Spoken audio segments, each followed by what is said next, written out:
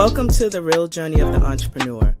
The journey of any entrepreneur begins with a decision, then writing down your vision, then the execution of that vision. It is not for the faint of heart. It is for those who understand how powerful your mind is and that you can truly create the life that you deserve.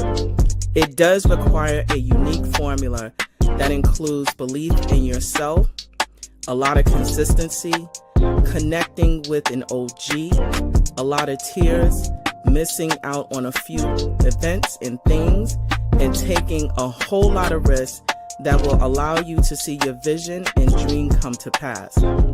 This journey of the entrepreneur is from the perspective of a wonderful mother, a business owner, whose goal is to break generational barriers and normalize the process of wealth building and financial wellness through entrepreneurship, all while creating a social and give back along the way.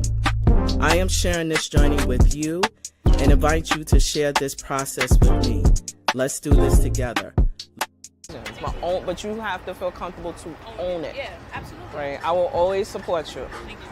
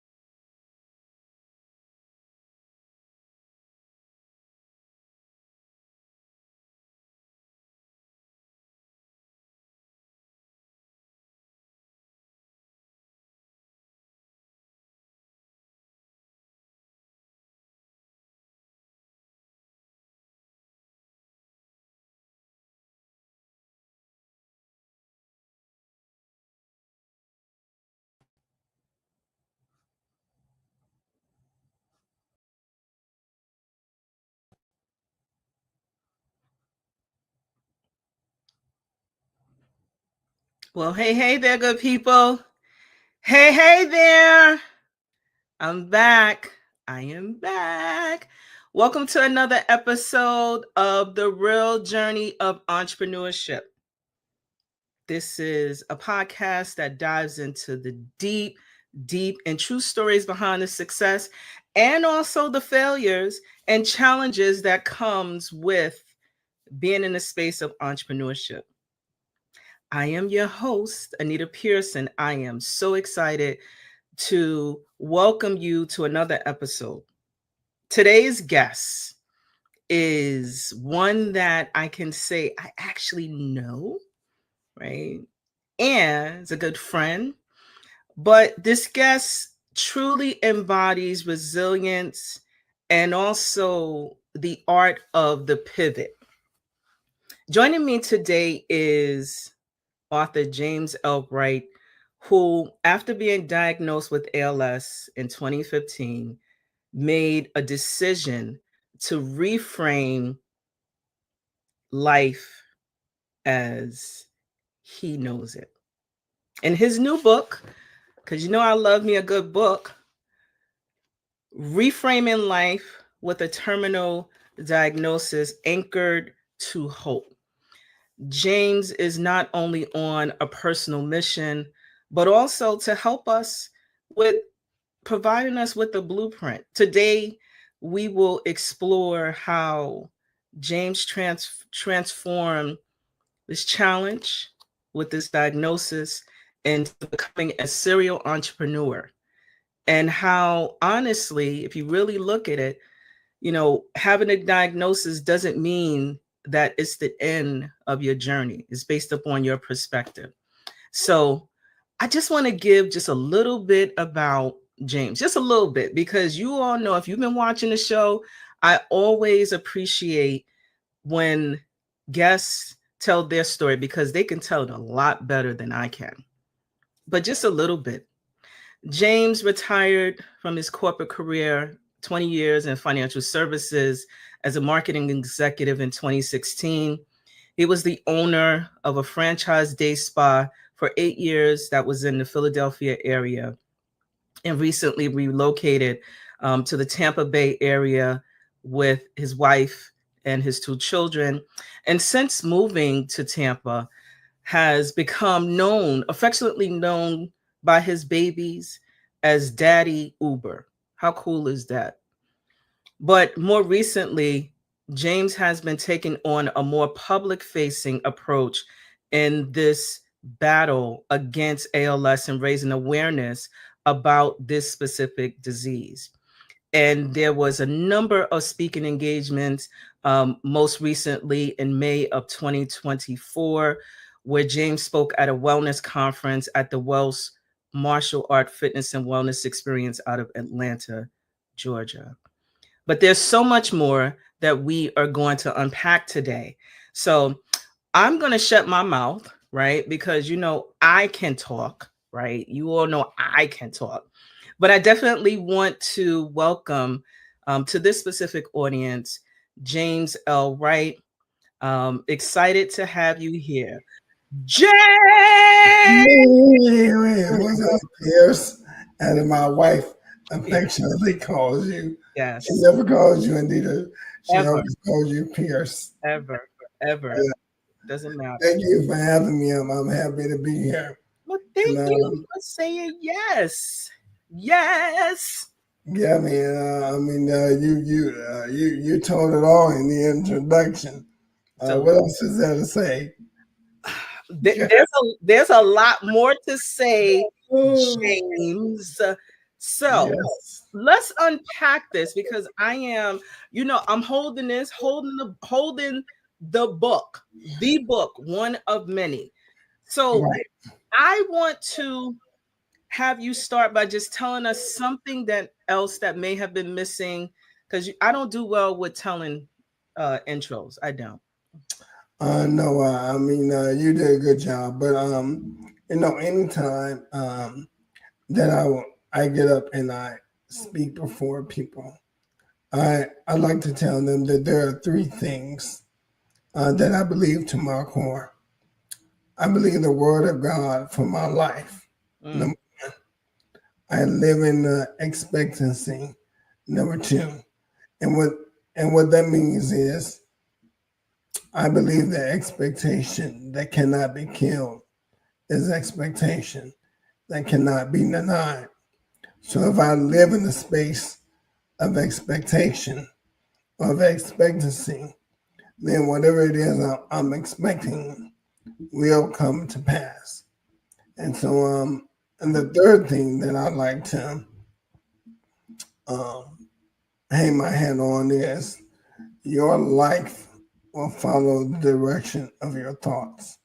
So whatever it is you're thinking, whatever it is that you're saying, your life will soon follow that direction.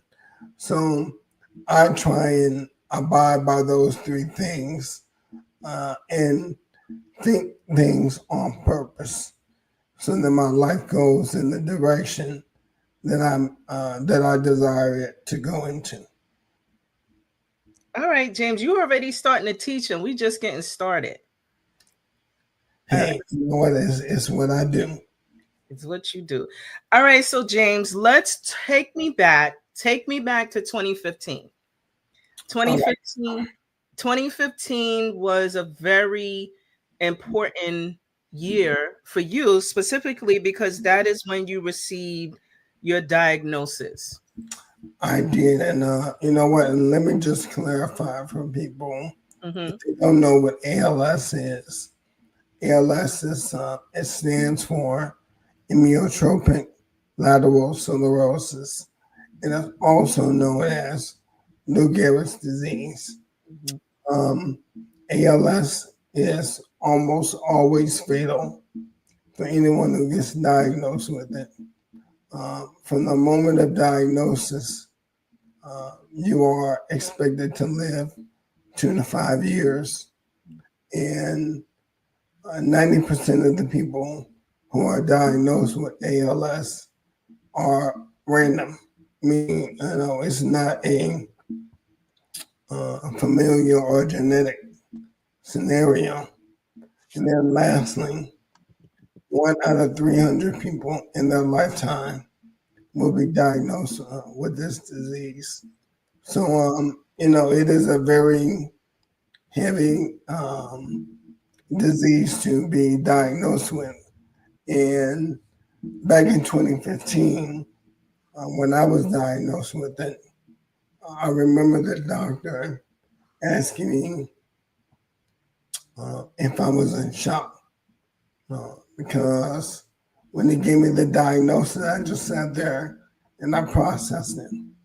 And my wife was on the phone, um, on speakerphone because she was working in New York at the time. And I just remember him, me taking the beat and saying, I heard you, doctor. I think his name was Zimmerman or something. Mm-hmm. And I said, I heard you, but I don't receive what you said for my life. Mm. And from the very beginning, I'm like, I hear you, as a doctor, you're supposed to do your job and you're doing that. But as a patient, I'm going to declare that I'm going in a different direction.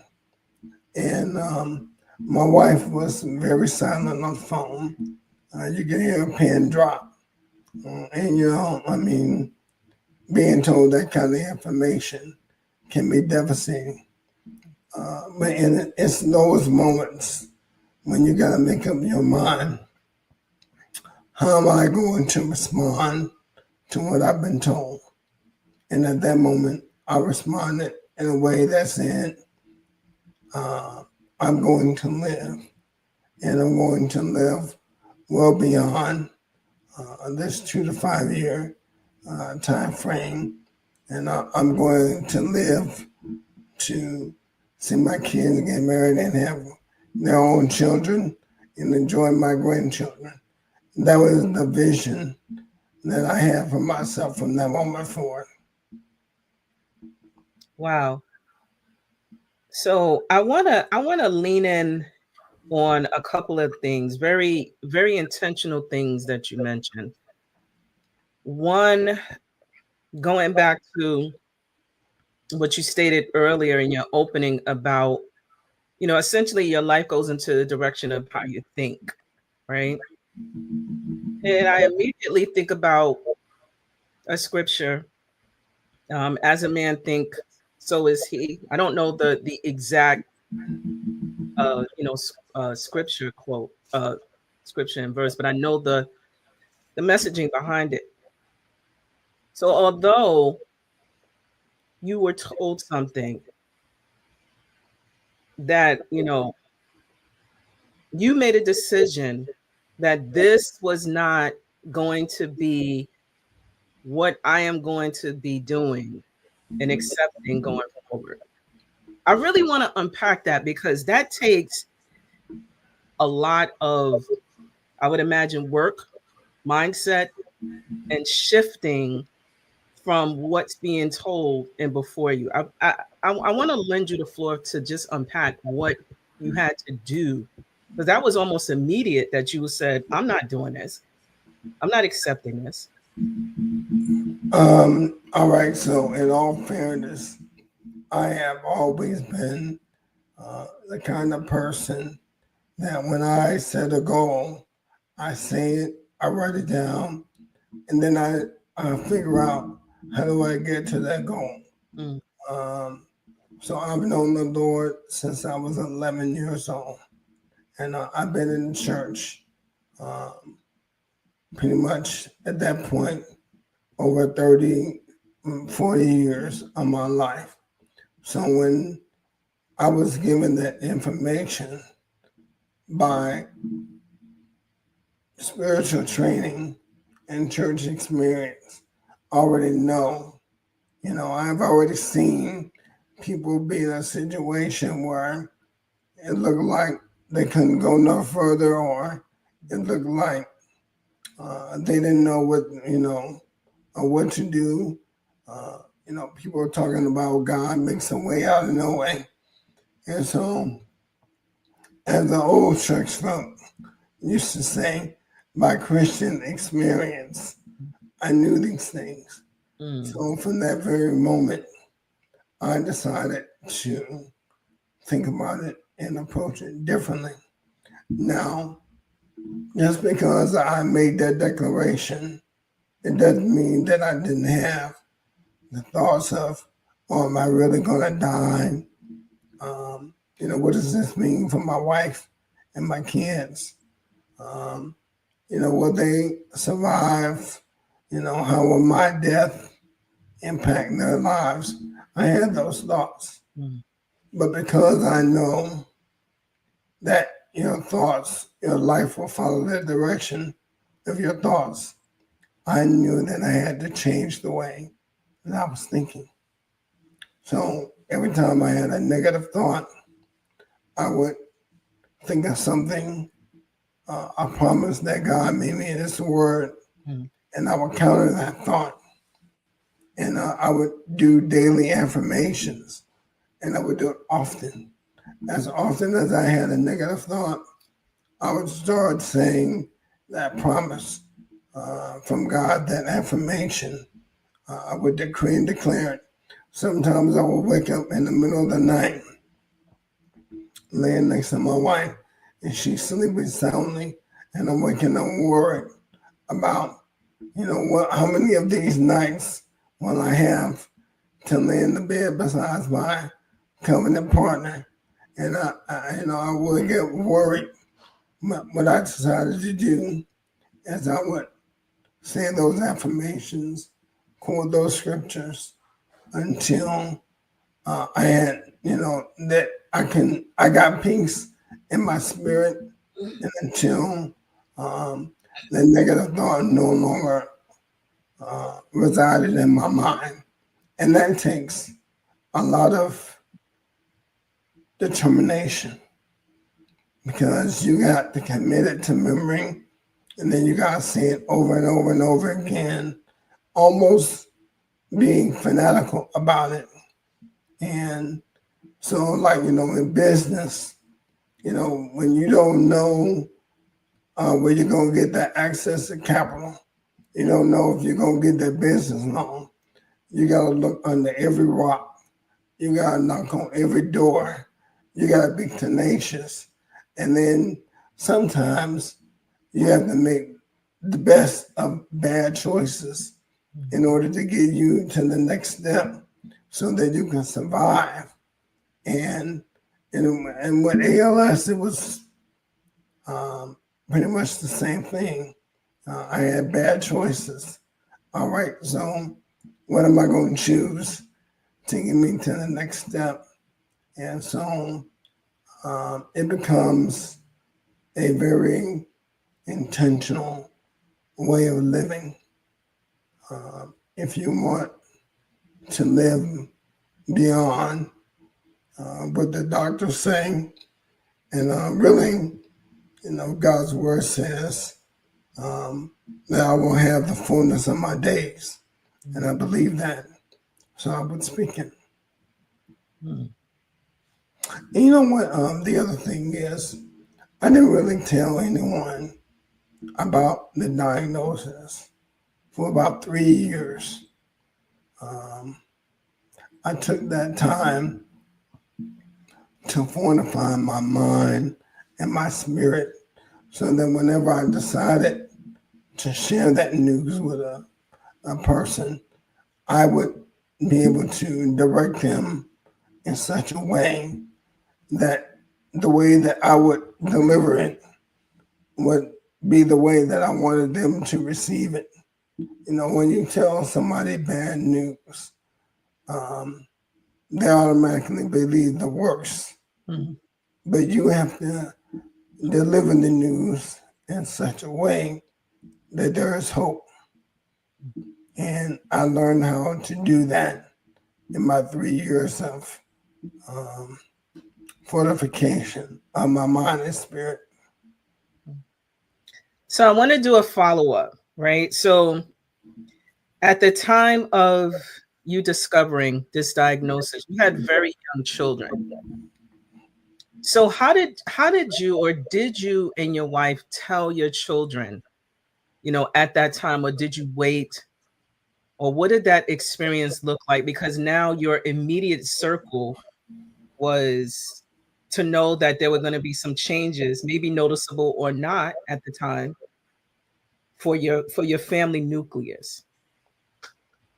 Well, fortunately, we were doing, my wife and I would do periodic marital counseling as a check in and maintenance for our marriage. And because of that diagnosis, we, decided to do a little bit of counseling. And the recommendation from the counselor was tell children as much as they need to know. Mm.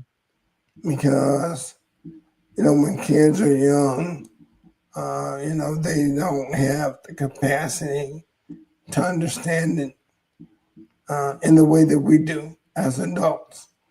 So I had to piecemeal it out to them in very simple terms. Like, daddy's body is changing. Daddy is having a little bit of trouble with his balance, but I'm going to the doctor and I expect, that we will figure this out. Not lying to them, Right. but, giving them a dose of reality and giving them a hope that it won't always be that way. Okay. So, having young kids was challenging, but more specifically, I believe that my wife felt that she was going to have to do everything. She had a partner that she anticipated living a long life with, and having someone to lean on and go back and forth. And during that time, I think she felt like she was going to have to do it all. And so she wasn't going to depend on me, and she was just going to do it. And, that was a transition in itself, because I am expecting my healing by medical breakthrough or divine intervention. And her perspective was, let's not do anything stressful, and let's get as many years as we can together and make memories. You know what? I mean, I can't really fault her for that. But in my mind, I'm like, I have a purpose, and I'm going to continue to pursue that purpose for as long as I draw breath. And that purpose is to provide for my family and to do the things that I always said I wanted to do until I can't do them no more. So there's another layer of your nucleus, mom, right? So Yeah. so I read in the book that, there was, well, I'll let you share about your personal history, but more so about things that you did not want her to do, like Google, look up pictures, because as depending on how you care for yourself through this process, the photos can be a bit challenging to look at. So how did you manage mom? Well, um, I initially told my mom, I said, "No, mom, these are the realities of this disease for other people."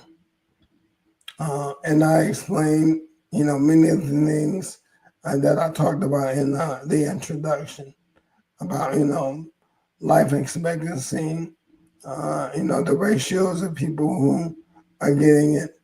And then I told her, I said, "My mom, I'm thinking about this totally different. I believe in my healing and I believe in my longevity because of what God has put in my heart." So I told her, "Listen, you can look up information about the disease, but don't look up any pictures because they're going to be tough. And they're going to give you an image on the inside of the worst debilitated situation. And I don't want you to have the image of me as your son in your mind and in your spirit." And to this day, she never looked up the images. And I told her, I said, "We're going to do this differently. I've seen the images in person when I've gone to the doctor. I've seen these people. It's a tough image to get out of your mind, being in a wheelchair and only being able to either move your knuckle or your neck down and neck up." I said, "It's real grim. But as long as you don't have the image on the inside of you, then we can move forward and we can have hope together." So, that was that conversation. And, the truth of the matter was, it was a little bit challenging because I had a younger brother who had died of cancer in 10 years. Let's see, 2000, yeah, 10 years before that. And so now she's got the news that her oldest son has been diagnosed with a terminal illness. And I just didn't want her internalizing and believing the worst. I wanted her to believe the best. So thank you for sharing and framing the next question, which is what really sparked you to want to tell the story in a book? Um, so my youngest brother, I'm one of three boys and the oldest. My youngest brother, unfortunately, also was diagnosed with cancer, and he passed in January of 24. And while he was going through his 3 years battle, he had a group of about 50 people that he was constantly in touch with, friends and family, letting them know about his journey. And I admired that about him. I never wanted to do that, but I admired that about him. And I saw the impact that it had on the people that he shared with that cared about him. So, I began to think maybe I could share a little bit more. And then, as you mentioned in your intro, um, I went to my 30th reunion from Morehouse. And one of my friends was doing a conference at his wellness center. And I arrived late, so I mean, there were doctors talking about uh, heart health, knowing your numbers, and all this, that, and the other. And when I got there, I said to my friend, "Well, would you like me to say something?" And he said, "Would you?" I said, "Yeah, I'll say something." Uh, so I got up and I gave my very first public testimony about being diagnosed with ALS. And you can hear a pin drop in the room.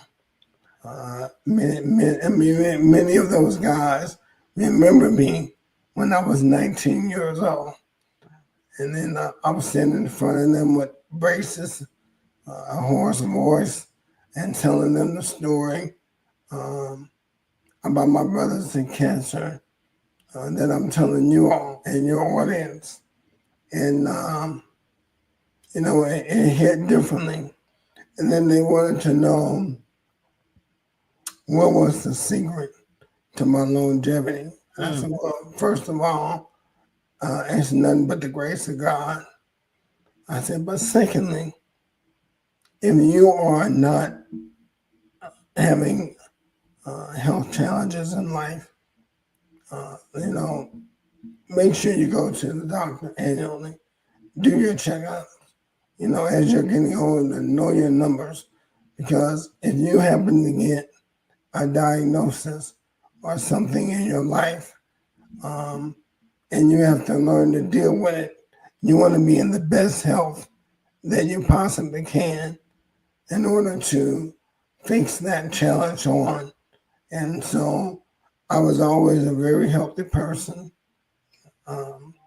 very active, going to the gym, watching my diet, not eating too much of this or that. I was really healthy until I got this diagnosis. And then the second thing that happened, I was invited by the ALS Association to do a local TV interview with Fox 13 here in Tampa. And I went on, and it was about a 4-minute segment. And I talked about the journey of ALS, and I gave people my perspective on how to live with it and how to reframe your life. And so for the second time in about 3 months, here I am talking publicly about it. And then thirdly, my wife and I got invited to a luncheon at our church. And it was kind of like they invited people who so they could give some feedback about the direction of the church for the next year. And we were chosen. So during that meeting, I asked the lead pastor, we've been coming here for 2 or 3 years, and I have never seen a chronic illness outreach group. Do you have one? And he said, no, James, we don't. We've had one at times. However, whenever someone asks me a question like that and we don't have it, then typically it means that God wants that person to head up a ministry and make sure that we can provide that. And if that's what you're going to do, we'll give you all the support that you need. Well, I think that is kind of confirmation from God that I should be more of a public advocate, because my results are really, really outstanding. And I want to give people hope in the future. Like Jeremiah 29:11 says, I know the plans I have for you, plans for a future and not to harm you, and plans for a hope. So I looked at that 3 times as charm. As God saying, you know what, son? And now it's time for you to tell everyone what I've done for you. And so I have not been able to get that group off the ground yet. I do anticipate that it will happen. But my wife and I are leading a couples ministry at the church. We're one of many leaders. And so I'm getting really good practice about how to lead that type of a group. So that's kind of where my advocacy came around. And I was thinking, I got a lot to say. The best thing I can do is write this down. Maybe I'll write a book. And just like that, I started doing some research on how to write a book and, what it takes in November of 2024. And then in March, I decided, you know what, I'm going to go ahead and write it. And I started in March of 2025. I was done in August. And my book was available on Amazon in September. So I want to unpack this because you are what I consider a serial entrepreneur, right?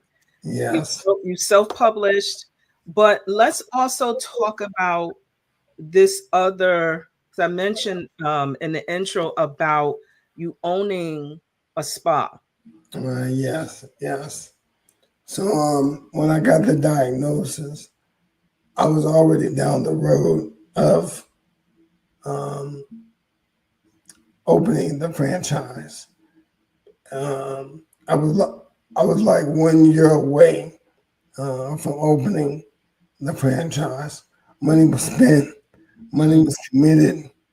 I was like down the road, and so I just said, well, people always say it ain't over till the fat lady sings. I was like, I remember Will Smith in one of his movies. I ain't heard no fat lady. And so, that's how I said it in my mind. I ain't heard no fat lady. Let's keep moving forward. And I will admit, it was a tough decision to make because my wife was not totally for it.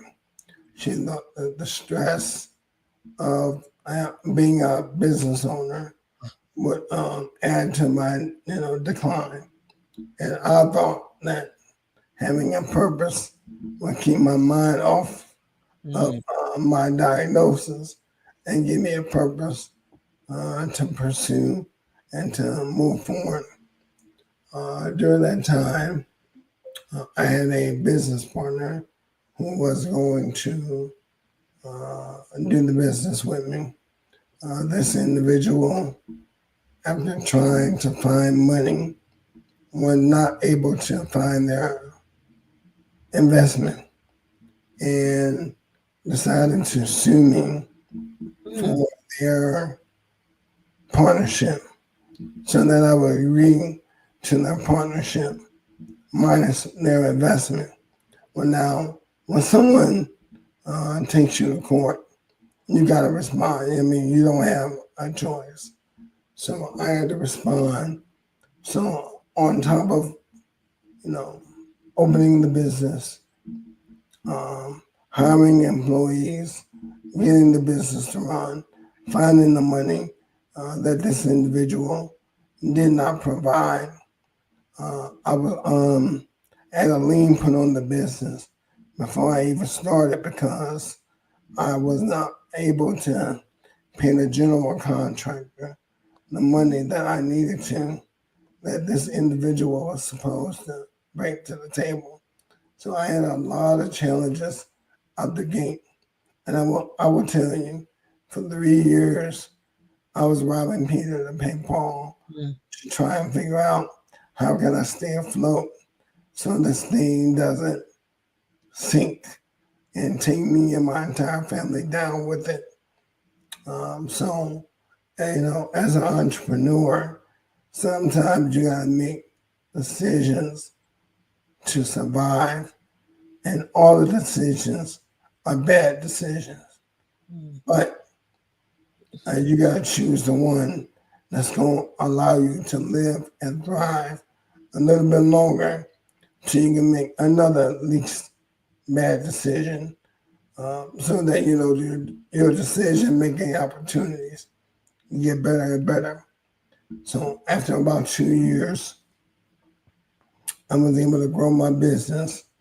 Um, the first year I did 700,000 in sales. The next year I did 1.3. No, was it 1.3? No, it was 1.2 million in sales. And then I was on track in the third year to do 1.6. And then COVID happened. So I was able to grow my business and pay settle the dispute out of court. And even though I had all the right, it was going to cost me more money to stay in court to prove my point. And it was better to just settle and be done and move on. So for 3 years, I was stressing, doing Uber on the side, going to my business, hiring people, doing marketing, attending meetings and conferences to grow my business. And, it took a toll on my family. And it was a very dark period for us. But God, but God. And one day, you know, um, that lawsuit was over and all I had was bills to pay. So I took my time and I started paying the bills as our business continued to grow. And then I could focus on really growing the business. But then COVID happened. So James, you saying essentially that being an entrepreneur is not for the faint of heart, huh?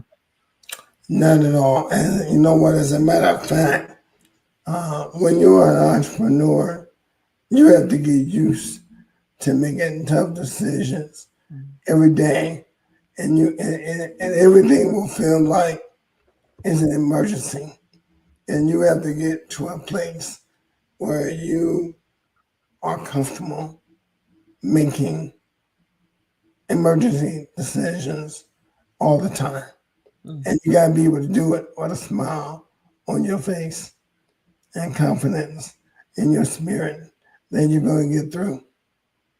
It's tough. It is tough. And you also talked about, the title of your book, Anchored to Hope. What does that phrase mean to you specifically today? And how, especially given you just shared a very important story on your road in this space of entrepreneurship, how can entrepreneurs really apply that into their own lives today? Well, I talked about living in expectancy, Mm. and whether you are whatever walk of life you come from, um, people are always going to be faced with a challenge. As an entrepreneur, it may be access to capital. Mhm. It might be finding the right talent, getting someone, finding a location for your business. If you're married, you might have a family situation that is, um, causing you grief. But whatever it is in life, you know, you have to realize you really do have a choice. Mm. Do you want to dwell on the negative? Do you want to be living in fear, false evidence appearing real? Or do you want to decide to respond in a way that's going to give you an opportunity to elevate your situation? And it starts with your thinking. And so, Anchored to Hope is about persevering every day in spite of your circumstances, in spite of it not looking like what you wanted to look like. Confessing those affirmations, changing your thought, and and pursuing whatever the goal is in life, so that you realize that you really do have a choice about how to respond to a situation and make your situation better. One of the affirmations um, that I say every day is, I am the righteousness of God, and I believe to receive God's righteousness for my life every day. And today, something good is going to happen to me. I truly believe that the forces that are for you are greater than the forces that are against you. And so, whatever your affirmation is, whatever your seed of hope, you have to confess it often, intentionally, and on purpose. And enough times that you cannot be convinced otherwise. That is a determination you have to have about your business, about your life, about anything that's a challenge to you. So I want to unpack just curiosity, right? Because you mentioned in our conversation about having a really a wellness team, right? How did you know who to select, to help you to continue to live like the Magic Johnson of ALS? How does that work for you now? Well, for me, I've had time on my side, and over the course of the years, I've tried going to a chiropractor, making sure that I'm aligned properly. I've tried stretching. I've tried Thai massage, regular massage therapy. I've tried medical marijuana. I've tried LED therapies, and all of these things have helped me on some level or not. And I've tried acupuncture, which, interestingly enough, acupuncture helps, but you have to do it on a regular basis, and it can be really expensive. So by trying all these things, I was going to the ALS quarterly reviews, where you take 3 hours and you meet with 8 or 9 different practitioners. And so I began to identify the ones that were most important for me at that stage of my life. And it was my primary doctor, my neurologist, and then my physical therapist. The occupational therapist was important as well. So that was kind of the foundation of my wellness team building out.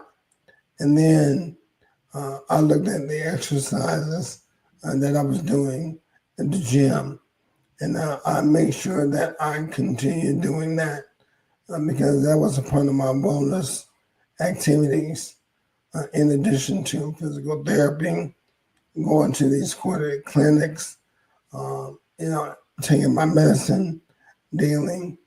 And then, after I've tried all of these other things, some things worked, some things didn't. Medical marijuana was a good thing for me. I'm not a smoker, so I did the edibles, and I found that my voice sounded better. I slept better at night. I was in less pain in my body, and so, you know, it's really about doing what works for you, and that makes you what makes you feel good about yourself, and then being consistent on those things day in and day out, so that you have a therapy program that you follow, and then you have people who are on your team, some that you see weekly, some that you see quarterly, some that you might see monthly, and that was the beginning of how I built my wellness team, and I use that as a foundation to drive me on a daily basis towards um, having better health. So, for those who are watching on video, I am showing Anchor to Hope. James, what's next for you? Any new projects coming up, speaking engagements, or new books that's coming up on a horizon? Well, I'm glad you asked. I have a second book coming out probably in March of 2026. It is the conclusion to this book, and I'm doing monthly podcasts and interviews all the time. Um, you guys can follow me on any of my social media, TikTok, Instagram, Facebook, all that good stuff. I see it scrolling on the bottom of the screen. And, writing the book is my next, the second book is my next project. And then in April of next year, I will be sending a goal to raise 10 grand for this ALS association here for the ALS walk. And I want to raise 10,000 and have 100 people walking with me this year. Last year I had 35 and I raised 5,000. So this year I want to have 100 people walking with me and I want to raise 10,000 or more, at least 10, for the ALS association. So I got a few things on my calendar. You sound like you're gonna be more than that. Like you're gonna be vacationing and all this other good stuff. Oh yeah. So, James, you know what? I want to thank you for taking time out of your daddy duties, right? Because you still have daddy duties to do, to come and share a portion of your story. Now, I'm so happy that you invited me and that I was able to come on and share it. My objective is to inspire, uplift, and motivate people to be the best version of themselves. And I really believe that whether you have a chronic illness diagnosis or not, I believe the best in people. And I'm always looking for a way to help them bring it out of themselves. all right, James, I'm not going to let you go as of yet. All the guests get the goodness after the interview. So some quick rapid questions. All right. Ready? I'm ready. All right. Smoothies or ice cream these days? Smoothies. Pizza or burgers? Definitely pizza. Yeah. Final question, usually not rapid, but in the next 3 years, what do you want your legacy to be as a part of this leg of your journey? I pivoted from a day-to-day entrepreneur to an author, and I hope to have been doing some type of chronic illness outreach. I would like to have written at least 4 books by the time And I would like to establish a foundation for people who are diagnosed with chronic illness so that they can go out and live life and enjoy themselves and make memories with their family.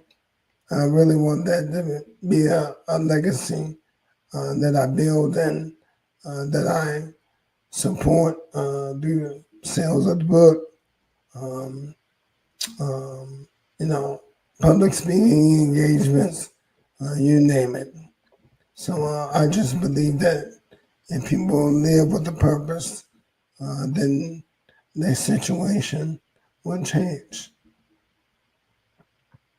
My dear brother James, thank you for joining us today and reminding us about the importance that entrepreneurship, life, and that everything that we are doing right now is about how we respond to the changes. Yes. You all, this is my friend's book. You better buy it. Thank you. Love you, Yeah. James. I love you too. All right. God Take bless. God bless you. Yeah. Take care. Yeah. Bye. Bye-bye. I'm going to say it again. This is my friend's book.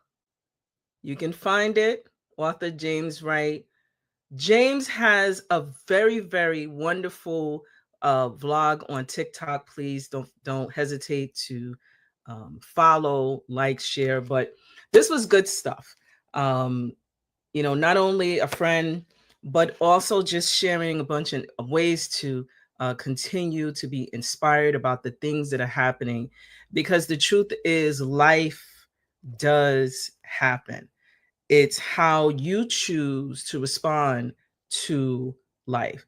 Some very, very, very, very positive takeaways that came away is one, James takes away your life goes in the direction of your thoughts, right? I cannot tell you, I started to, read the book, and one of the things that struck me personally is really understanding about how you speak, self-talk, positivity, how you focus in on your voice when things happen. Because again, life does happen. It's about how you choose to navigate those specific spaces. If you want the book, please check out authorjameslwright.com. The book is there. I have it. And be on the lookout for more information as it comes up in your specific area. James is on social media platforms at James Wright on TikTok, James.Wright number 15 on TikTok, and also Instagram, and author James L. Wright on his webpage. So also, as we are raising awareness to help find a cure and supporting your local ALS association, you can check out www.als.org. So, good friends, thank you for taking the opportunity to join us today. It is so good to have you check in, tap in. I look forward to seeing you again soon. Please do not hesitate to like, share, and follow us. We are on 11375 on all the platforms. And also, we are on social media, Instagram, LinkedIn, and you can find us there. So long, good people. I look forward to seeing you again soon. Thank you so much for joining. This week, I have been dealing with the role that I play as a leader, manager, business owner. And something that came up frequently, specifically this week, deals with the fact of how we treat the people that partner or choose to work with our business. And every day there is always a choice to uplift or a choice to bring down. And that choice is daily. Do I minimize the people that are helping to grow my vision, my dream? Or do I provide a space where we are growing and developing together? It's not easy. Every day is a choice.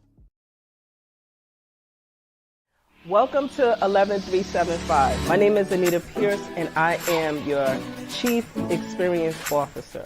At 11375, we offer strategic alignment solutions specific to you and your business goals, and also connecting everything with social impact. So if you are looking for a really amazing organization where we help you to focus your strategy and connecting it with social impact, please do not hesitate to reach out to us. We are on all the social platforms, and you can contact us at 11375.